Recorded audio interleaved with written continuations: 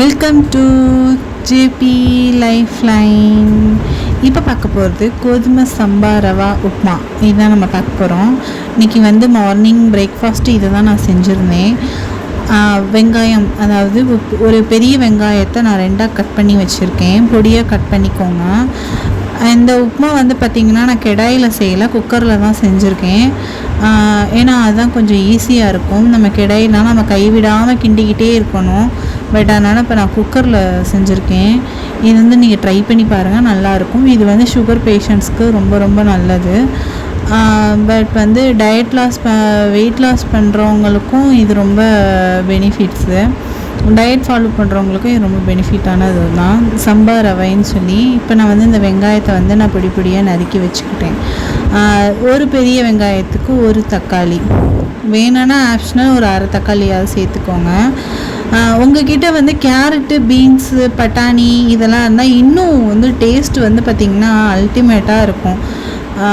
அது நீங்கள் சேர்த்துக்கோங்க. கேரட், பீன்ஸு பட்டாணி இருந்ததுன்னா நீங்கள் இன்னும் அதை கூட சேர்த்துக்கலாம். பட் என்கிட்ட இல்லாதனால நான் வெறும் வெங்காயம், தக்காளி மட்டும் வச்சு இப்போ உங்களுக்கு நம்ம சும்மா ட்ரையல் மாதிரி தான் நான் இப்போ செஞ்சுருக்கேன்.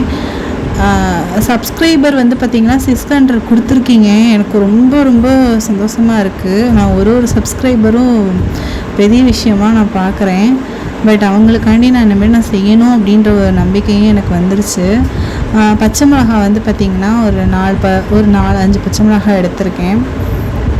இப்போ கடாயில் செய்யலை, அதனால் நான் குக்கரில் செய்ய போகிறதுனால நான் குக்கரை எடுத்து வச்சுருக்கிறேன். குக்கரில் கொஞ்சோண்டு எண்ணெய் ஊற்றிக்கிறேன். எங்கள் வீட்டில் கொஞ்சம் எண்ணெய் அதிகமாக புழங்குறதுனால கொஞ்சம் கூட ஊற்றிருக்கேன். உங்களுக்கு எவ்வளோ அளவு தேவையோ நீங்கள் அந்தளவுக்கு நீங்கள் ஊற்றிக்கலாம்.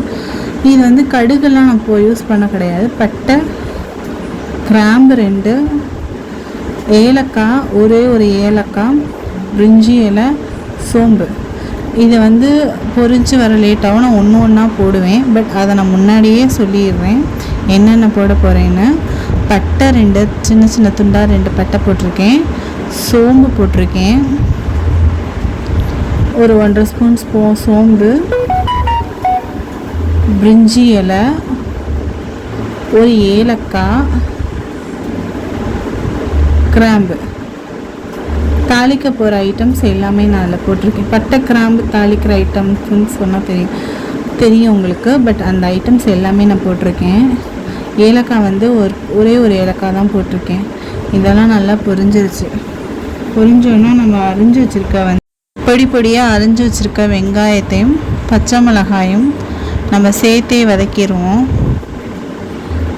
நல்லா ப்ரௌன் கலரில் வர வரைக்கும் நீங்கள் நல்லா வதக்கணும். ஏன்னா இது குக்கருன்றனால நம்ம நல்லா வதக்கிக்குவோம், இல்லைன்னா முறுக்குன்னு இருக்கும். நம்ம 2 விசில் தான் விட போகிறோம். ரொம்பலாம் விட போகிறதா வெறும் 2 விசில் தான்.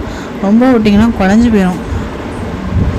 எந்த டம்ளரில் நீங்கள் அளவு எடுக்கிறீங்களோ, கப்போ கிண்ணமோ டம்ளரோ எந்த இதில் நீங்கள் அளவு எடுக்கிறீங்களோ அதே அளவில் 2 ஒன்று எடுத்திங்கன்னா அதுக்கு 2 தண்ணி ஊற்றணும்.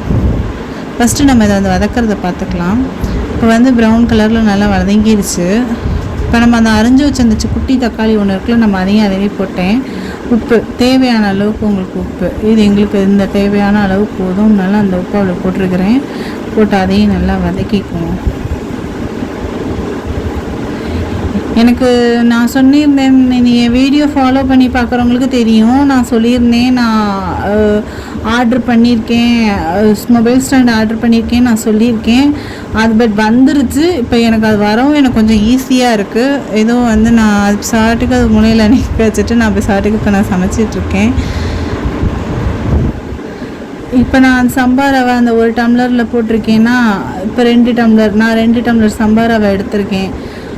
அதை நல்லா நம்ம அந்த எண்ணெயிலே நம்ம வதக்கிடுவோம், வறுத்துருவோம். அப்படியே கொஞ்சம் நல்லா ஃபுல்லாக எல்லா பக்கட்டும் அந்த வெங்காயம் தக்காளி ஃபுல்லாக படுற அளவுக்கு நல்லா வறுத்துட்டு விட்டுருவோம்.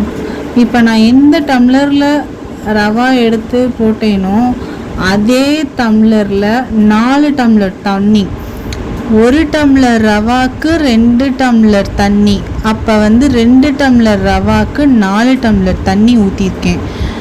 நல்லா அளவை நீங்கள் செக் பண்ணி பார்த்துக்கோங்க. 4 டம்ளர் ரவா தண்ணி.